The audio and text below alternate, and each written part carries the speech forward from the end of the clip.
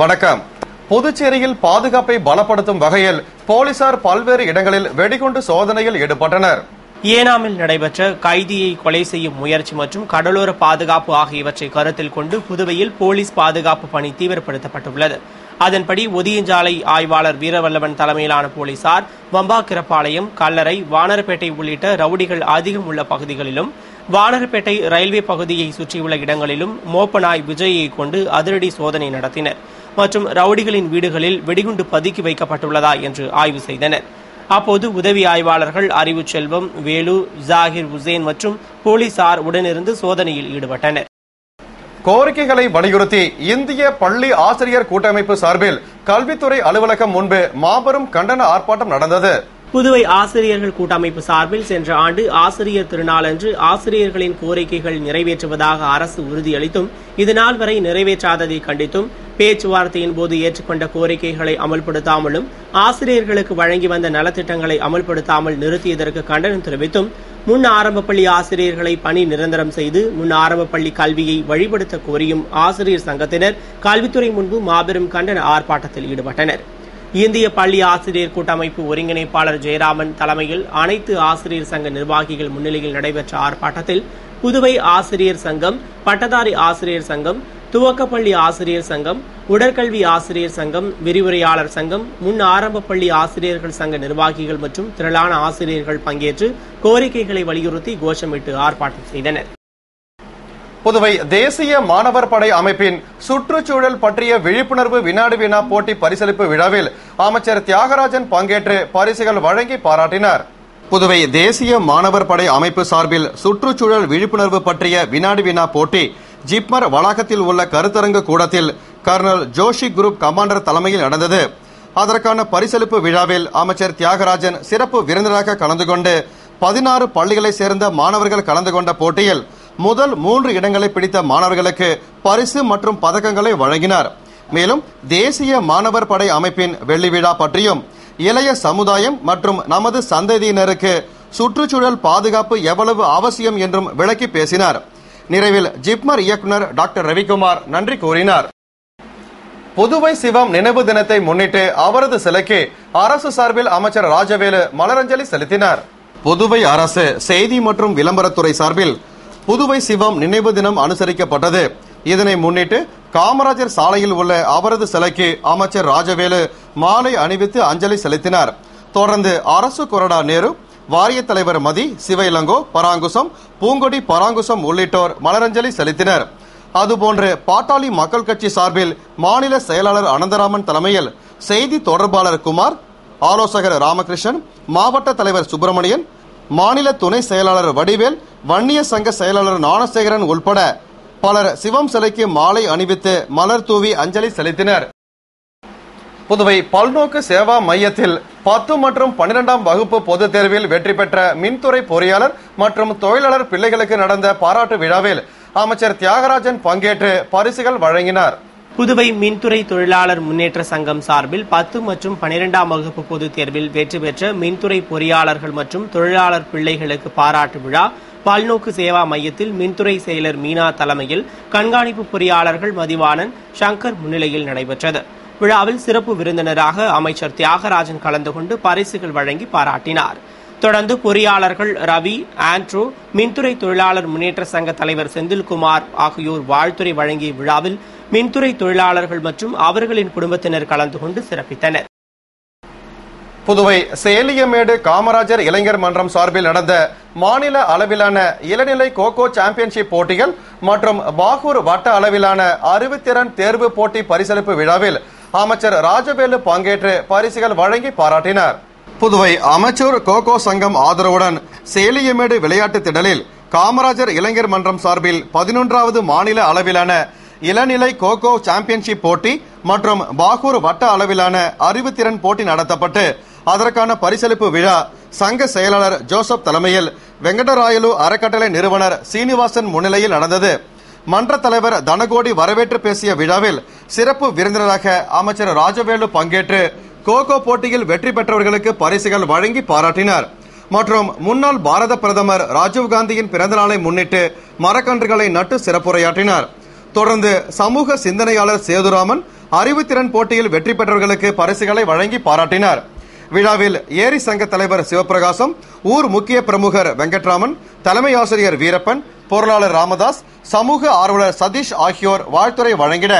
நிறைவில் செயலாளர் அருளரசன் நன்றி கூறினார். புதுவை கதிர்காமம் அரசு பெண்கள் மேல்நிலைப் பள்ளியில் நாட்டு நலப்பணி திட்டம் சார்பில் சர்வதேச நீர் ஆண்டு விழாவினை முன்னிட்டு மிதிவண்டி பேரணி நடைபெற்றது. புதுவை கதிர்காமம் அரசு பெண்கள் மேல்நிலைப் பள்ளியில் நாட்டு நலப்பணி திட்டம் சார்பில் சர்வதேச நீர் ஆண்டு விழா கொண்டாடப்பட்டது. இதனை முன்னிட்டு நீர் பாதுகாப்பை வலியுறுத்தி மாணவிகள் மிதிவண்டி பேரணியாக உசிட்டேரிக்கு களப்பயணம் மேற்கொண்டனர். பேரணியை மாவட்ட பயிற்சி மைய விரிவுரையாளர் குலசேகரன் கொடியசைத்து துவக்கி வைத்தார். பள்ளி துணை முதல்வர் சோமசுந்தரம் தலைமையில் நடந்த பேரணியை திட்ட அலுவலர்கள் முத்துகிருஷ்ணன், ரவிச்சந்திரன் ஆகியோர் வழிநடத்தி சென்றனர். பேரணியில் திரளான மாணவிகள் பங்கேற்று பொதுமக்களிடையே நீர் பாதுகாப்பு பற்றி விழிப்புணர்வை ஏற்படுத்தினர். புதுவை ஆளுநரின் பாதுகாப்பு அதிகாரியை பணியிட மாற்றம் செய்து ஆளுநர் வீரேந்திர கட்டாரியா உத்தரவு பிறப்பித்துள்ளார். புதுவை ஆளுநர் வீரேந்திர கட்டாரியாவுக்கு பாதுகாப்பு அதிகாரியாக பணிபுரிந்த மகேஷ்குமார் பர்ன்வால் மாற்றம் செய்யப்பட்டு காவல்துறை ஒயர்லெஸ் கண்காணிப்பாளராக நியமிக்கப்பட்டுள்ளார். அவருக்கு பதிலாக புதுவை ஐஆர்பி துணை கமாண்டன்ட் மோகனன் ஆளுநரின் பாதுகாப்பு அதிகாரியாக நியமனம் செய்யப்பட்டுள்ளார். இதற்கான உத்தரவை ஆளுநர் வீரேந்திர கட்டாரியா பிறப்பித்துள்ளார். இத்தகவலை அரசின் கூடுதல் செயலர் பங்கஜ்குமார் ஷா தெரிவித்துள்ளார். புதுவை தலித் சேனா சார்பில் மத்திய மாநில அரசுகளை வலியுறுத்தி தலைமை தபால் நிலையம் எதிரில் மாபெரும் கோரிக்கை ஆர்ப்பாட்டம் நடந்தது.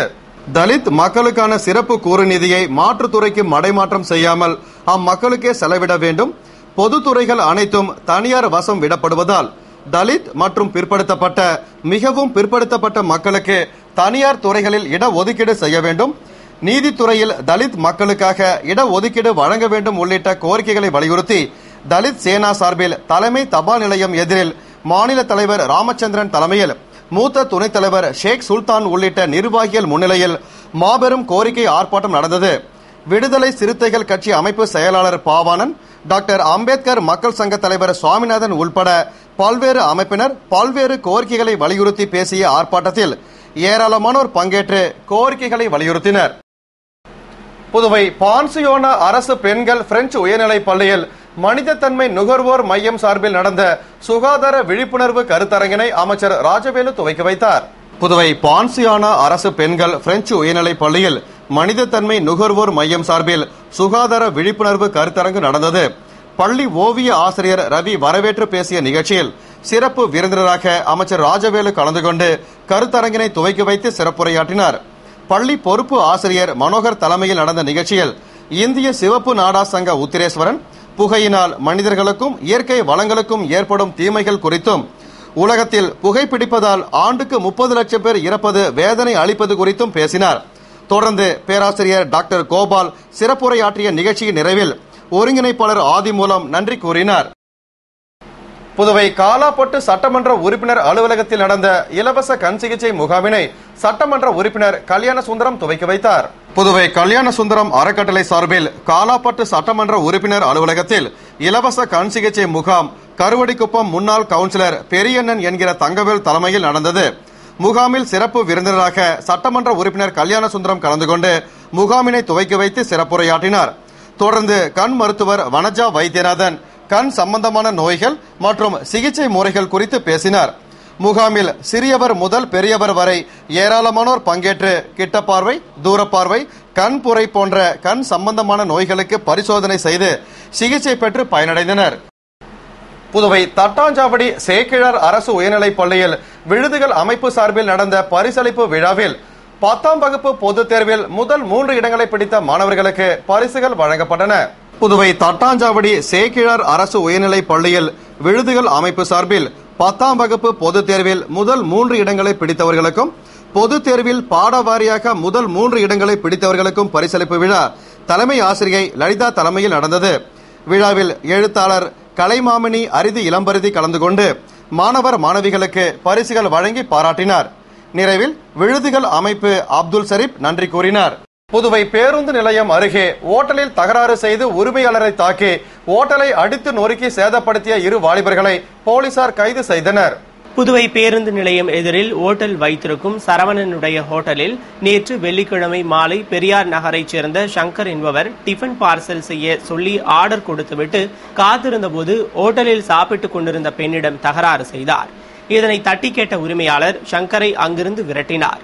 இந்நிலையில் சங்கர் தனது ஆதரவாளர்களான இருசப்பன், பிரேம்குமார் ஆகியோருடன் வந்து ஹோட்டல் உரிமையாளரை தாக்கிவிட்டு ஹோட்டலில் இருந்த பொருட்களை அடித்து நொறுக்கி சேதப்படுத்தினர். இத்தகவலை அறிந்த உருளையன்பேட்டை காவல் நிலைய ஆய்வாளர் வீரவல்லவன் தலைமையிலான போலீசார் விரைந்து வந்து தகராறு செய்த இருசப்பன் மற்றும் பிரேம்குமாரை கைது செய்தனர். மேலும் தப்பியோடிய சங்கரை தேடி வருகின்றனர். புதுவை பல்கலைக்கழகத்தில் விளையாட்டு மற்றும் உடற்கல்வித்துறையில் பயின்ற முன்னாள் மாணவர்கள் சந்திப்பு நிகழ்ச்சி தனியார் ஹோட்டலில் நடைபெற்றது.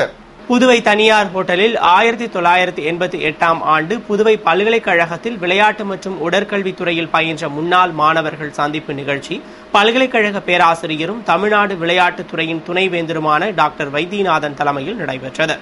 நிகழ்ச்சியில் வெளிநாடு மற்றும் இந்தியாவின் பல்வேறு பகுதிகளில் வசிக்கும் 40க்கும் மேற்பட்ட முன்னாள் மாணவர்கள் கலந்து கொண்டு தங்களின் உணர்வுகளை உணர்ச்சி பூர்வமாக வெளிப்படுத்தினர் மற்றும் 23 ஆண்டுகளில் அவரவர் வாழ்வில் ஏற்பட்டுள்ள மாற்றங்களை கண்டு நெகிழ்ந்தனர். நிகழ்ச்சியில் விளையாட்டுத்துறை தலைவர்கள் டாக்டர் கோவிந்தராஜன், டாக்டர் சுப்பிரமணியன், துறை தலைவர் ஞானவேல், பேராசிரியர்கள் வசந்தி, சுல்தானா, துறை அதிகாரிகள் சிவராமன், சந்திரசேகரன் ஆகியோர் பங்கேற்று வாழ்த்து தெரிவித்தனர். இத்துடன் செய்திகள் நிறைவடைந்தன. வணக்கம்.